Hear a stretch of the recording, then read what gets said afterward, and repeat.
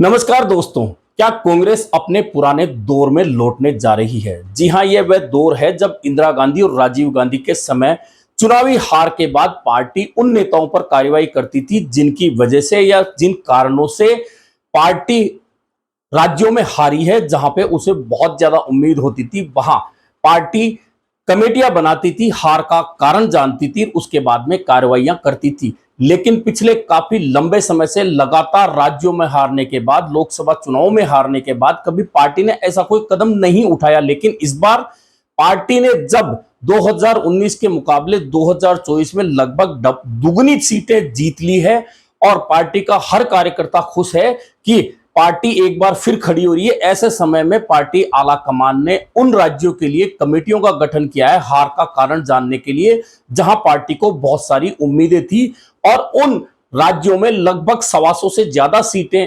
लोकसभा की आती हैं जहां पार्टी को अपेक्षित सफलता नहीं मिली। इन राज्यों में मध्य प्रदेश है, इन राज्यों में छत्तीसगढ़ है, इन राज्यों में दिल्ली है, इन राज्यों में उत्तराखंड है, हिमाचल प्रदेश है, उड़ीसा है, तेलंगाना है और कर्नाटक है। यानी कि इन राज्यों में पार्टी को उम्मीद थी इस बार कि जिस तरह से पूरे देश में माहौल बना है कांग्रेस और इंडिया गठबंधन के पक्ष में, उस हिसाब से कांग्रेस को यहां लगभग आधी सीटों पर जीत का भरोसा था। लेकिन तेलंगाना और कर्नाटक में कुछ प्रतिशत जीत के अलावा उम्मीदों के मुताबिक परिणाम नहीं आए।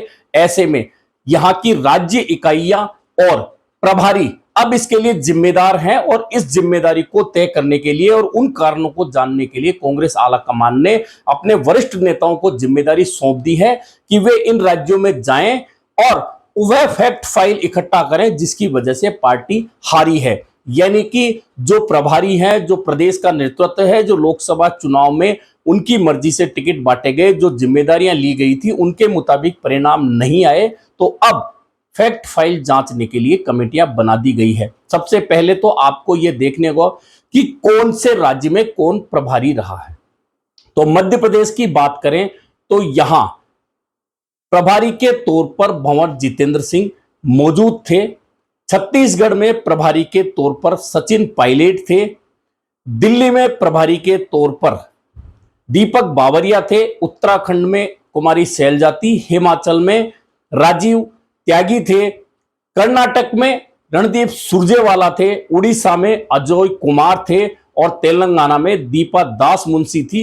ये कुल मिला के प्रभारी थे और इनके ऊपर यह जिम्मा था कि राज्य इकाइयों के साथ समन्वय बिठाकर ये टिकट वितरण करें, अच्छे उम्मीदवार उतारें और पार्टी को जो आशा अनुरूप हैं वे सीटें जिता के दें। लेकिन मध्य प्रदेश में जहां एक भी सीट पार्टी के खाते में नहीं आई, छत्तीसगढ़ में 2 से 1 हो गई, उड़ीसा में सिर्फ 1 जीती, तेलंगाना में उम्मीद के मुताबिक परिणाम नहीं आया। जो 12-13 सीटें जीतने की बात थी वह 7-8 में निपट गया। कर्नाटक में 10 का आंकड़ा कांग्रेस छू नहीं पाई और बाकी राज्यों में भी उम्मीद के मुताबिक परिणाम नहीं आए। दिन में हिमाचल, उत्तराखंड और दिल्ली में कांग्रेस का खाता लगातार तीसरी बार नहीं खुला। यह कांग्रेस के लिए बड़ा निराशाजनक रहा। ऐसे में अब उन नेताओं की जांच और फैक्ट फाइल के लिए कमेटियां बनाई है जो प्रभारियों के अलावा राज्य इकाइयों के उन नेताओं को लेकर अपनी रिपोर्ट कांग्रेस आलाकमान को देगी। उन कारणों की जांच के लिए जो कमेटियां बनाई है वे कारण बताएंगी और यहां तक तो ठीक है, लेकिन क्या कारण बताने के बाद कांग्रेस आलाकमान उतने ही कड़े फैसले ले पाएगा जो इंदिरा गांधी और राजीव गांधी के समय होते थे कि राज्य में हार के लिए प्रभारी जिम्मेदार है तो प्रभारी, राज्य इकाई जिम्मेदार है तो राज्य इकाई पर गाज गिरती थी।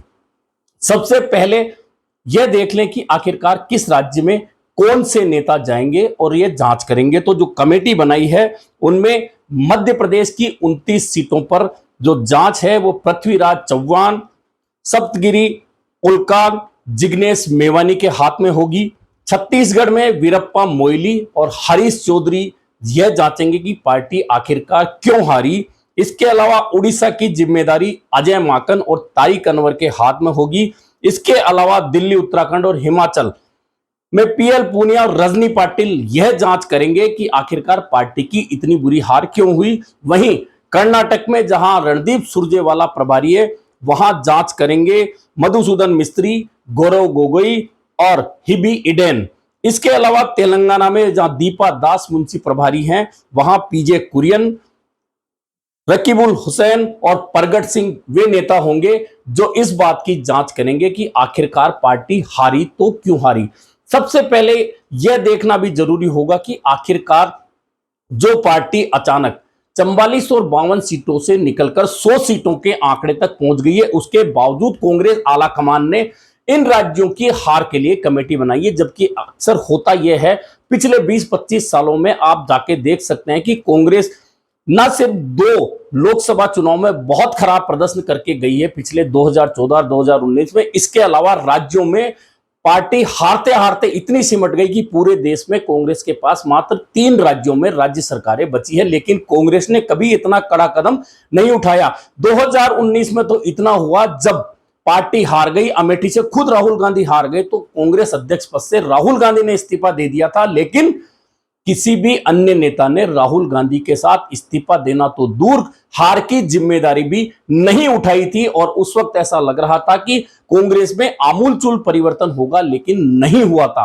अब बहुत सारे नेता कांग्रेस छोड़कर जा चुके हैं, लेकिन इसके बावजूद अगर कांग्रेस 100 सीटों तक पहुंच गई है और इसके बावजूद उन राज्यों में कमेटियां बनाई गई है जहां पार्टी को उम्मीद थी, जहां जीत कर आने की उम्मीद थी, पार्टी ने उतने लोकसभा सांसद वहां उन राज्यों से नहीं मिले उनको, तो अब पार्टी कड़ाई के साथ में कमेटियां बनाकर हार के कारण जांच रही है। शायद ये वे सुखद दिन तब होंगे जब इन कारणों की जांच के बाद में पार्टी उन प्रभारियों के खिलाफ, राज्य की इकाई के खिलाफ कोई कड़ा एक्शन लेगी, उनकी जिम्मेदारियां तय करके उनकी जिम्मेदारियों के अनुरूप उन्हें सजा देगी या उन्हें पद से हटाएगी। तो यह मैसेज देने में कांग्रेस सफल हो सकती है कि वह अब कोई कोताही किसी भी नेता की बर्दाश्त नहीं करेगी, चाहे वह किसी भी स्तर का नेता हो। अन्यथा कमेटियां बनाना, फैक्ट इकट्ठे करना, कारण जानना और उसके बाद आलाकमान तक रिपोर्ट पहुंचना और वह रिपोर्ट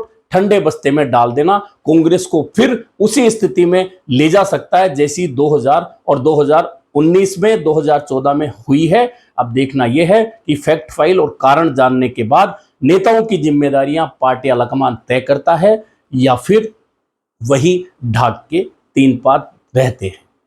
आज के लिए इतना ही, फिर मिलेंगे नए मुद्दे पर चर्चा के साथ।